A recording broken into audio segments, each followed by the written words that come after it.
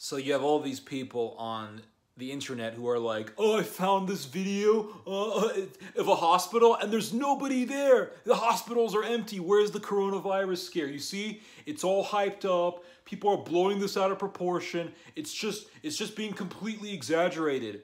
And you have people who are, posting photos of their local hospital onto Twitter, and they're like, where's the emergency? Parking lots are empty. Okay. This is the problem with people who have a little knowledge, but then they think that they know it all. This is the problem. And there are a lot of people like that, especially online. And, the more you mingle with people and talk with people, the more that you figure this reality out. So why are all these hospitals empty? Is it because it's all a hoax? People aren't really suffering from coronavirus, or maybe it's not as much people as they're making it out to be. It's not as bad. Coronavirus isn't really a huge threat, Go back to work. Go back to the factories. Go back to the factories, you slave. Because all this stuff is a big hoax, okay? It's all a hoax. I saw this video. There's no one in the hospitals, blah, blah, blah. Why are the hospitals empty? Well, okay. Let's get to the reality of this here. And this is going to touch upon a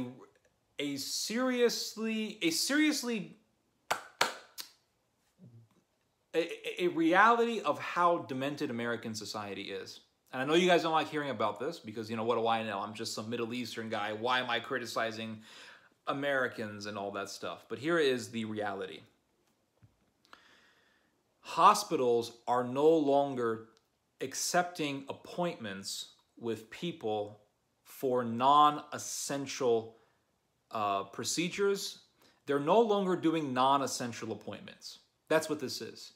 So non-essential appointments have stopped in American hospitals.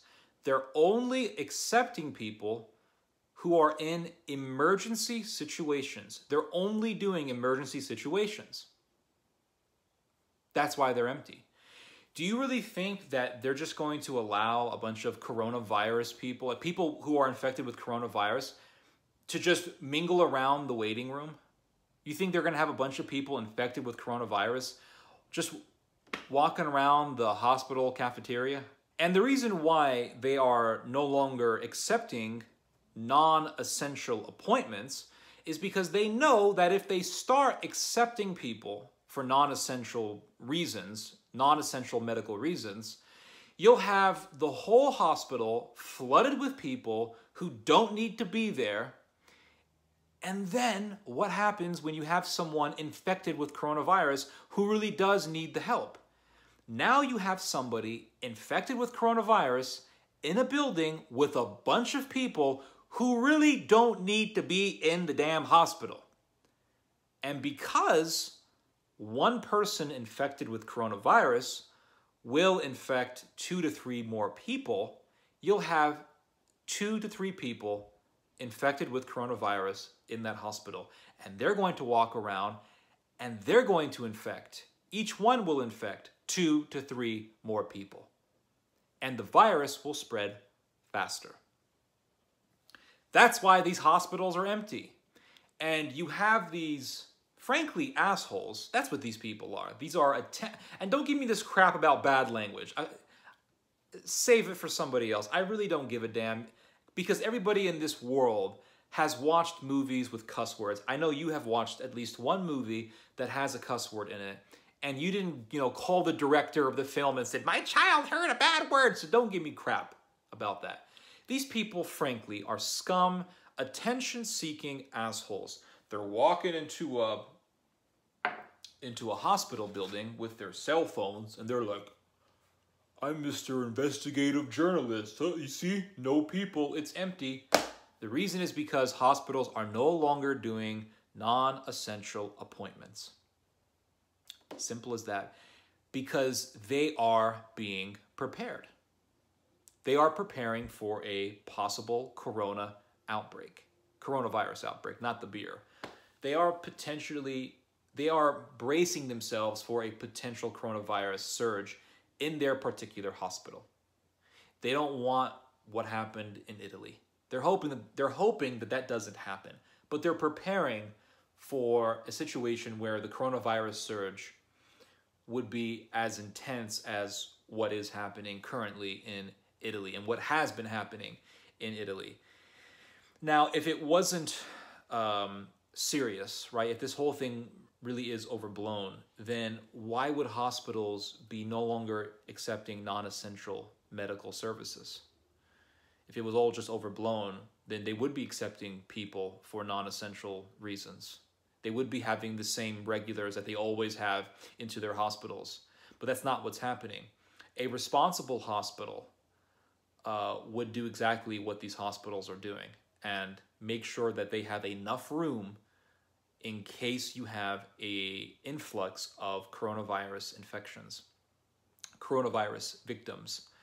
Now, let's say that the hospitals did the opposite and start listening to Glenn Beck and start listening to all these other guys. And they just started accepting non-essential appointments. Then you have a coronavirus outbreak, and all these people are rushing into the hospitals, and there's not going to be enough room for them. So people are going to say, well, there was a coronavirus outbreak. Why weren't the hospitals prepared? See, this is the problem with listening to the masses. If you listen to the masses, you are in a damn if you do, damn if you don't situation. If you listen to the masses, you listen to these scumbags on Twitter, and you say, you know what, it's not really a hoax, it's overbloated, over-exaggerated, whatever, and you start just opening the doors and allowing the hospital to function as normal. And then you have a coronavirus outbreak. And then all these coronavirus patients are like, we went to the hospital, there was no room. They had to throw some lady who had a limp. They had to throw some crippled guy out to make room for the coronavirus infections. Why didn't the hospitals prepare? Why weren't they prepared? And then you would hear about all of the complaints about how America's medical system is broken, how we have to reform everything, and you would have to hear all of those remonstrances, all of that complaining. So it's a damn if you do, damn if you don't situation. Hospitals have to do what they need to do to prepare for an emergency situation of an outbreak. That's what's going on. So before you start retweeting these videos and saying things like, oh, look, it's all empty, it's all fake, think about all the other factors first. What does this situation further reveal? The fact that the parking lots in hospitals across the country are empty because hospitals are no longer doing non-essential appointments. What does this reveal? It reveals that the majority of the people who go to the hospital are full of crap. I remember years ago meeting a doctor, and he had a lot of experience. He first served as a medic in the military, and then he later on became a doctor in the civilian world. And he told me something that I have never forgotten, and that is this. Americans are the most medicated people on earth, and the great majority of the time, they go to hospitals seeking pills that they don't need. So what does this coronavirus situation teach us? Because we always have to look for positives, right? I mean, in my last videos, I've been talking about, how in this situation, let's take the opportunity to garden like our great-grandparents did. Let's take the opportunity to save money. Let's take the opportunity to become more frugal. Let's take the opportunity to store up on food. Let's take this scary situation, not as an opportunity to panic, but as an opportunity to do something that would better ourselves, our families, our communities for the future. Because something like coronavirus is going to happen again, and it's probably going to be worse. So what does this reveal about Americans? It reveals that we are the most medicated society in the world, and it reveals that we go to hospitals without reason, without a serious reason. And, every time I go to the hospital, and I'm not going now, but every time that I have gone to the hospital, to help my grandma and all that stuff, I see the parking lots completely packed. Every single time I've gone to the hospital before this coronavirus outbreak, parking lots are completely packed. It's difficult to find a single slot in the parking lot. It's almost impossible to find one empty space. You got to drive around for a long time before you can find that one empty space. You got to wait for someone to back up and leave before you find that empty space. Now the parking lots are empty. Why? Because the hospitals have said no more non-essential appointments.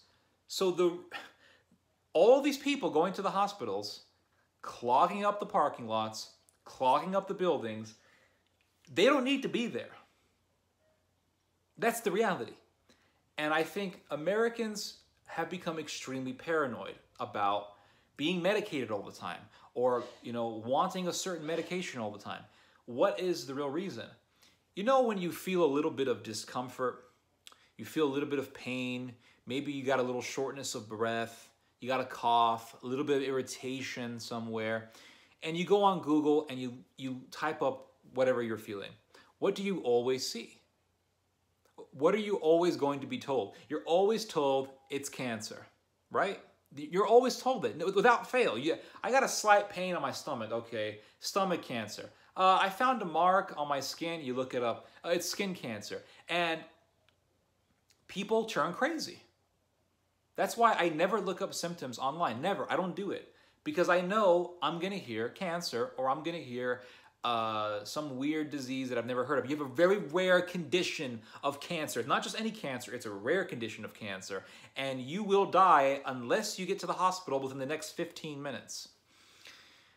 And so what has this done? It has made people mentally ill. People have become mentally ill. We have become a population of hypochondriacs. Not everyone is a hypochondriac, but there's a lot of hypochondriacs in the United States. And I think it's for that reason, because people just Google symptoms all the time, or they Google what they're feeling, and then they're like, oh, you have this, and they think they have something when they really don't. Then they go to the doctor, and they're begging for a pill, and the doctor's like, well, you don't need it. So what's happened? Hypochondria has become such a serious problem in American society. It's become so frequent in American society that now they have a pill to cure hypochondria. So the medical industry is constantly looking for ways to get you addicted to them, constantly looking for ways to get you to think that you have to be dependent on the medical industry. So they have a pill for everything. You got hypochondria, you're paranoid about being diseased, you're paranoid about having an illness, here's a pill. And then they get you hooked on the pill. Then after you get hooked on the pill, they're like, here's another pill to offset the addiction. So these people are the biggest drug dealers in the world. So, in this situation, we've learned something. We've learned that most of the time, you don't need to go to the damn hospital. Save the room in the hospital for someone who actually needs medical care. That's the bottom line. Anyway, hope you guys have learned something from this message. Tongue twister. Hope you guys have enjoyed this message. You guys just heard some theology. God bless.